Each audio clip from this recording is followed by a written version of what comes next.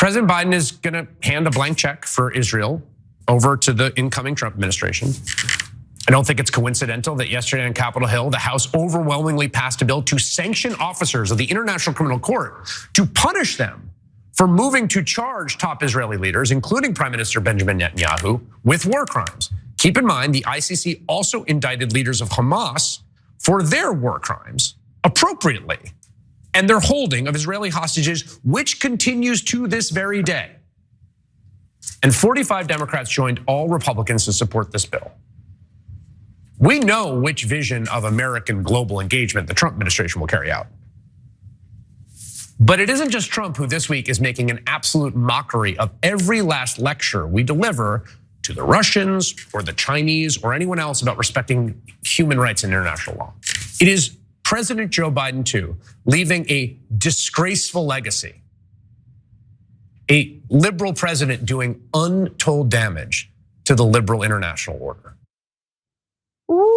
That is about as harsh criticism as I've heard on one of the big three networks from Chris Hayes right there. A disgraceful legacy, in particular over what Biden has done and allowed in the conflict in Gaza, including the massive amount of money that was just allocated. Now we're gonna give you all the details on that.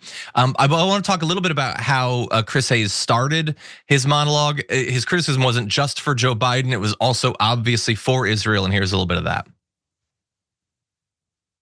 And that is what I keep thinking of as I process the news that on the way out the door, the Biden administration is going to transfer $8 billion more in weapons to Israel, including fighter jets and attack helicopters, bombs, warheads, and artillery shells.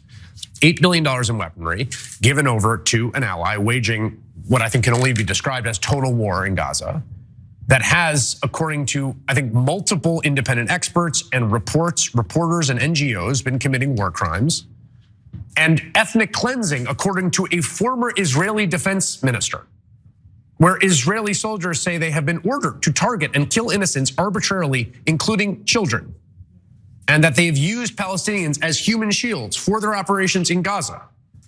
As whistleblowers and detainees say, the Israeli authorities regularly torture Palestinian prisoners.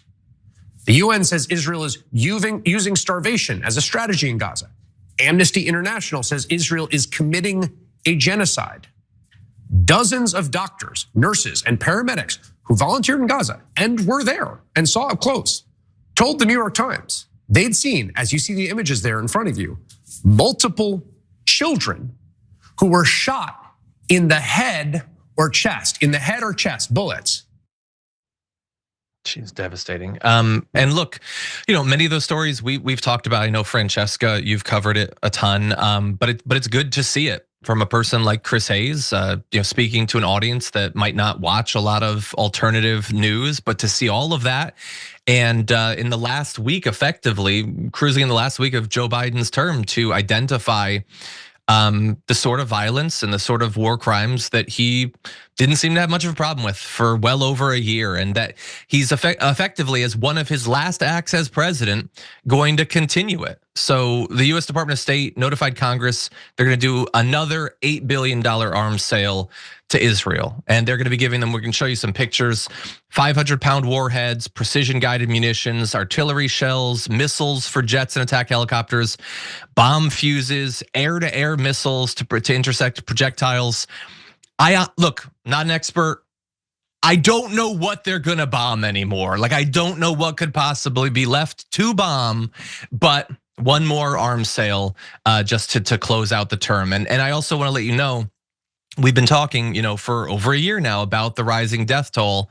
There's the London School of Hygiene and Tropical Medicine has done their estimate, and they believe that the actual number of Palestinians killed by violence is likely about 41% higher than the numbers we see commonly cited. It amounts to about 1 in 35 inhabitants of Gaza before the invasion began. So significantly higher than the number, which was already far too high. Now, I don't think, Francesca, that the new higher number is gonna change anyone's mind. If you didn't care about close to 40,000 Palestinians being dead, I doubt more than 60,000 being dead is really gonna get through to you. But anyway, it just makes that that disgraceful legacy that Chris Hayes talked about even more disgraceful. What do you think? Yeah, I mean, I'm really glad he did this segment. I think it was very strong, and yet I wonder where all this smoke was during the election. Chris Hayes has been a standout. He's done a couple of segments on Gaza. Joyanne Reid on MSNBC as well. Obviously, Fox News not touching his, CNN barely. Christina Amanpour with global news, and then CNN interviewing one American doctor who came back from serving in Gaza, and it was like, okay, that's enough. That's enough reality. But it's really annoying, and that all of this anger towards Biden is being reserved for his final week in office. It's like, yeah, man, we've been saying this. We know this. I still think it's important. I still think it's a great critique, and of course, having it on mainstream news is something. But like the other thing about Chris Hayes, look, he said ethnic cleansing. He quoted it to an Israeli, former Israeli official. But Amnesty International has called it a genocide. Amnesty International.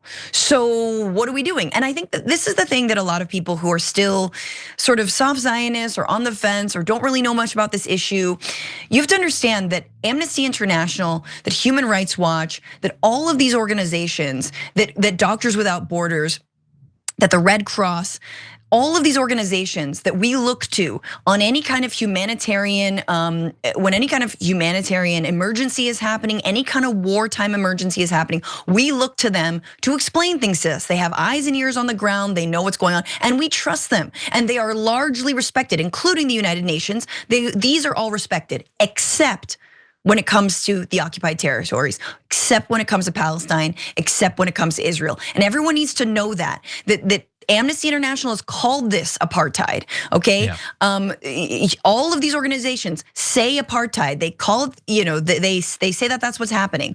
Now all of these organizations say genocide.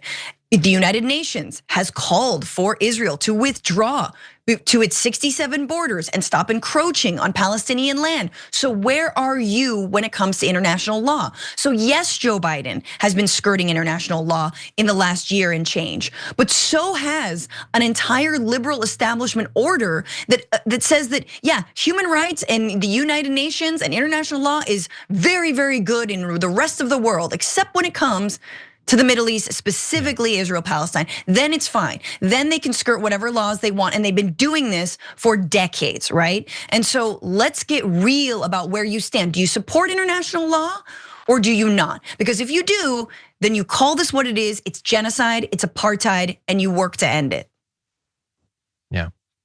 Yeah, I don't disagree with what you're saying. It's still about, as you listed, about the best that we can expect. Now, obviously, the timing is also something that you can criticize, but I mean, I would still put him even over the first year of the conflict at one of the best in terms of his coverage of it. And it's important for people to hear it at least a little bit. And it's got to be risky. He's got to know that he could get in trouble at the network. His audience, which probably has not been exposed to a lot of that sort of stuff, could turn against him. These are the sorts of big swings that I like to see. It could go farther, as you point out, but yeah, it's still better than most of the coverage that we've seen. And just so strange. Like, I don't know if you were in your last week of the presidency, if I was in our last week, I don't know exactly what we'd be spending our time on, but like, this is what you want your legacy to be. It's interesting.